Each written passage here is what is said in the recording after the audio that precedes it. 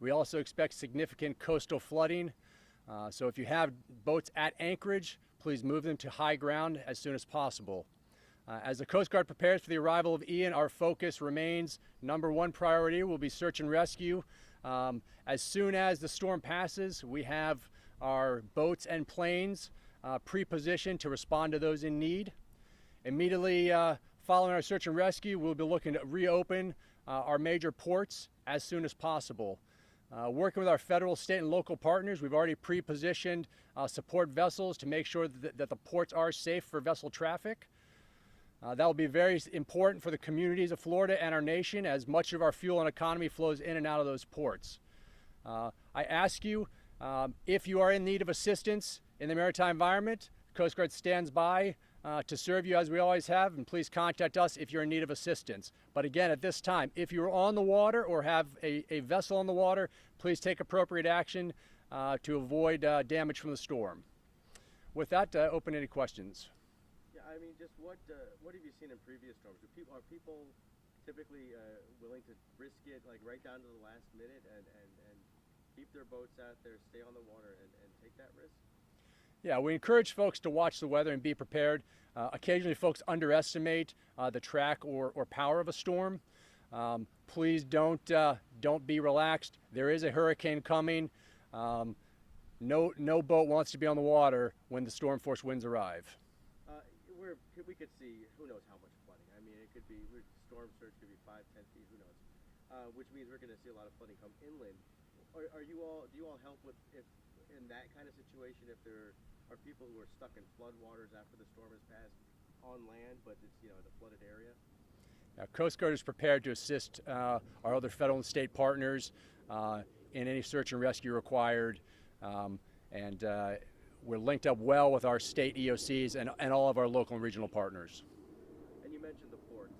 I think that kind of goes without saying how important it is, like you said, that those ports are open and accessible again as quickly as possible. What do you foresee happening? I know you can't predict, but once the storm has come and gone, what kind of action do you all take to get them open again? We'll do an immediate port assessment. See if there is damage, what kind of damage, if there are any spills from resulting from either vessels that have been damaged or facilities that have been damaged. We'll be aggressively getting out to take care of that and mitigate any environmental impact. We'll be surveying the channels to make sure they're safe for vessels to come in and out. Once we've taken care of those issues, we'll reopen the port as quickly as possible. And I think the only other thing is just reiterating what we've heard from a lot of emergency responders and first responders is, whatever warnings people hear, they should take them seriously in this kind of storm, right? Absolutely. When you're talking about seas in excess of even 10 feet, for most of our recreational boating public, you do not want to be out in the waters, and we're looking at potentially seas 2 to 3 times that height. So please take the warning seriously. Better to be prepared and have it be a non-event than not be prepared and risk your life and or your property. Is it a situation where someone might be on the water where you won't come get them? Like sometimes the emergency rescuers are not coming out to get people at a certain time of the storm. Is there a place where at the time of the storm, I guess the highest activity, you said we can't reach you, or no? Obviously, thanks for the question. Our assets, our boats and planes also have limitations. We can go out in some pretty severe weather, but yes, there will be a time when we just can't come to folks in need in the peak of a hurricane. So do not put yourself in that situation. And the only thing I was going to ask also just occurred to me, like during Hurricane Katrina, we'd see Coast Guard rescues on rooftops. Who knows if hopefully it's not that bad here. But you never want it to get to that point. I mean, and I guess what's the message here for folks who are, in evacuation areas?